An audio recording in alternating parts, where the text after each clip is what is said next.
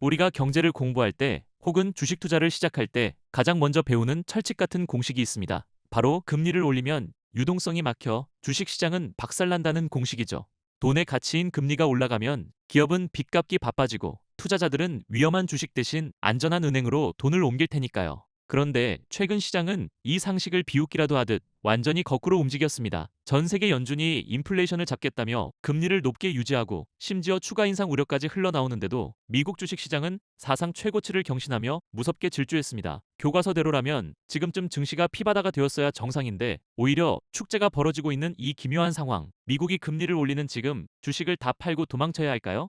사실 고금리 속에서 주식시장이 미친 듯이 폭등한 것은 인류 역사상 이번이 처음이 아닙니다. 지금으로부터 약 30년 전 당시 미국의 기준금리는 무려 6%대를 넘나들었습니다. 지금 우리가 겪는 금리보다 훨씬 높은 수준의 고금리였죠. 교과서 공식대로라면 기술주들은 진작에 전멸했어야 했습니다. 하지만 당시 미국 증시는 폭락은커녕 인류 역사상 가장 화려한 테크붐인 닷컴 호황을 만들어냈습니다. 어떻게 이런 일이 가능했을까요? 답은 아주 단순합니다. 금리가 기업에 주는 압박이 아무리 커도 기업이 벌어들이는 성장률이 그 비용을 완전히 씹어 삼켰기 때문입니다. 당시 시장에 보급되기 시작한 인터넷은 인류의 생산성을 수십 배로 폭등시켰습니다. 기업의 대출 이자가 5%에서 6%로 올라도 인터넷 혁명을 탄생시킨 기업들의 이익 성장률이 매년 30%, 50%씩 뿜어져 나오니 고금리는 아무런 걸림돌이 되지 않았던 겁니다. 경제학 교과서의 치명적인 오류는 금리가 오를 때 기업의 비용만 늘어난다고 가정하는 데 있습니다. 하지만 더 중요한 건 기업의 성장률입니다. 지금 우리가 마주한 AI 혁명도 정확히 이 경로를 따르고 있습니다. 그래도 닷컴 버블 때 결국 폭락하지 않았냐?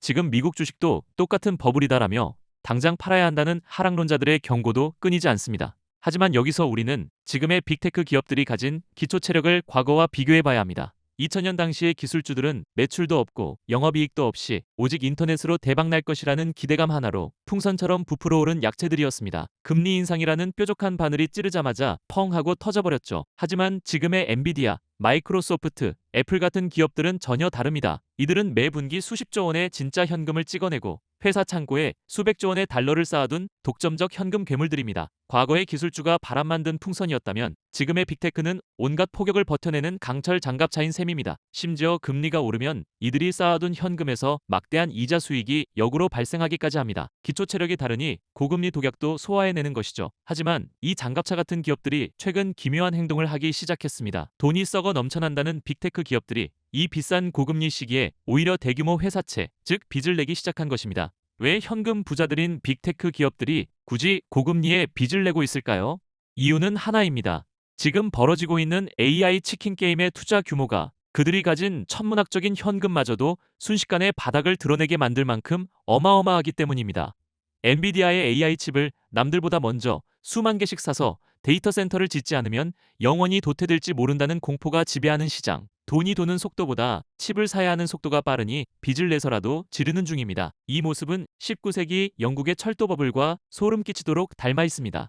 1840년대 영국에서는 철도라는 혁신 기술이 등장하자 온 나라가 뒤집어졌습니다. 철도가 미래를 바꿀 천재적인 성장 동력이라는 건 주지의 사실이었죠. 수많은 철도 기업들이 세상을 바꾸겠다며 엄청난 빚을 내고 회사채를 발행해 전 국토에 철로를 깔아댔습니다. 투자 자금이 미친 듯이 몰렸습니다. 철도가 미래를 바꾼 혁신이 맞았을까요? 네, 맞았습니다. 하지만 문제는 속도였습니다. 철도를 깔아놓고 거기서 진짜 승객과 화물을 날라 실제 수익을 회수하기까지는 너무나 오랜 시간이 걸렸습니다. 기술은 옳았지만 철도가 돈을 벌어오기도 전에 빚더미를 이기지 못한 초기 철도 기업들이 연쇄 부도를 맞으며 버블이 처참하게 붕괴했습니다. 혁신은 승리했지만 빚을 내 과도하게 먼저 투자했던 초기 투자자들은 전멸했던 잔혹한 역사입니다. 지금 빅테크들이 수백조 원의 빚과 현금을 쏟아부어 짓고 있는 AI 데이터 센터도 마찬가지입니다. 인프라는 깔고 있지만 정작 이 인프라를 활용해 소비자들에게 진짜 돈을 벌어들이는 비즈니스 모델은 아직 걸음마 단계입니다. 주식시장은 고금리를 이기는 성장률에 환호하며 달려왔지만 이제 머지않아 냉혹한 성적표를 요구할 것입니다. 돈을 그만큼 썼으니 이제 진짜 수익을 증명해봐라.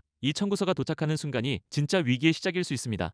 자, 그럼 우리는 지금 미국 주식을 팔고 도망쳐야 할까요? 역사가 주는 답은 단순한 공포감에 모든 주식을 던질 필요는 없다입니다. 고금리 속에서도 세상을 바꿀 진짜 성장률을 가진 기업들은 살아남을 테니까요. 하지만 과거처럼 아무 기술주나 사두면 다 같이 오르는 시대는 끝났습니다. 이제부터는 철저한 양극화의 시대입니다. 천문학적인 AI 투자 금액을 감당할 수 있는 진짜 현금 체력을 가졌는지, 그리고 그 투자를 통해 진짜 수익을 증명해내는 대장주가 누구인지 냉정하게 선별해야 합니다. 19세기 영국 철도 버블 속에서도 끝내 살아남아 대륙을 연결한 극소수의 우량철도 회사처럼 말이죠. 세상의 돈과 부채는 끊임없이 풀려 흔해지지만 압도적인 기술로 진짜 돈을 버는 독점적 기업은 언제나 귀해집니다.